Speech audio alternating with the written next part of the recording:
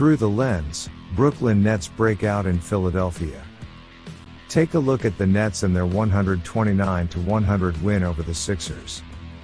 The Brooklyn Nets took on a hostile crowd and a fellow Eastern Conference contender down the road in Philadelphia on Thursday night, and well before the clock ran out on Brooklyn's decisive 129-100 win, the Nets had taken control of the evening. Brooklyn came out scorching and putting up 72 first-half points on 64.4% shooting and 55% from three-point range, eventually leading by as many as 32 points in the third quarter. "It was a good environment to start," said Kevin Durant. "It didn't finish that way. It didn't feel like that when we left off the court. It felt like this was a regular game, like I've been saying. I like how we approached the game. I like how we played with physicality and didn't let none of that stuff affect what we wanted to do. We just stayed focused on us. No matter who we played tonight, I felt like we were locked in." Before the game, Nets head coach Steve Nash talked about appreciating the intense environment awaiting his team. "I'm jealous," said Nash. "I wish I could be out there tonight. These are the types of games that you want to play in and that you get excited for. Those guys will be ready to go."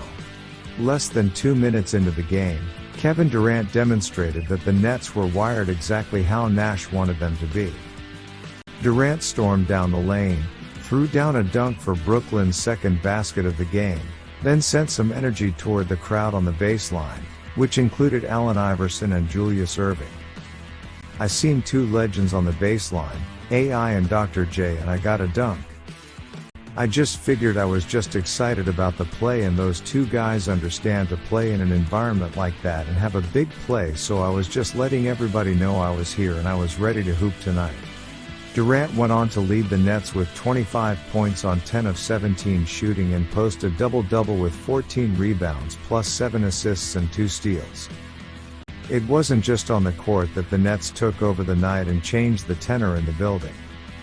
By the end of the night, Bro Oakland chants had broken through the noise of the home fans while the Nets ran away with the game on the court. "Our fans travel," said Durant.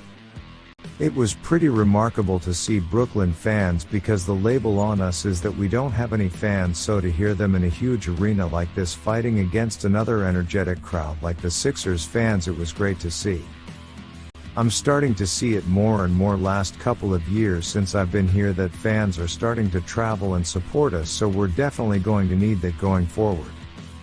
The trade deadline deal that sent James Harden to Philadelphia brought Ben Simmons, Andre Drummond, and Seth Curry to Brooklyn, reshaping both teams.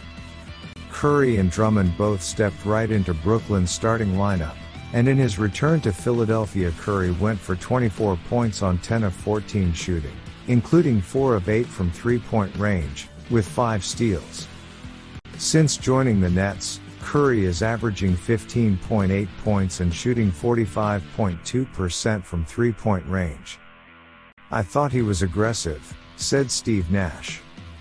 "He's got a high IQ and skill level, so I thought he was really aggressive tonight, made shots, made plays, but you could tell that he was really up for the game and up for the environment on the night of returning to his old team." After destroying Charlotte with 50 points on Tuesday night, Kyrie Irving had 22 points and 5 three-pointers as the Nets ran over the Sixers in Philadelphia on Thursday night. "We just have to pick up more, man. Just have to pick up more," said Irving. "But I think the mentality in our locker room is just one day at a time, and control what we can control.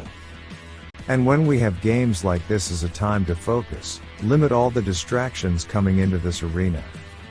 And we say we're locked in, but we really don't want to give in to the emotions too much, just play a balanced game. It was nothing personal with anybody on the other team, but we were going to do everything it takes for us to collectively be great."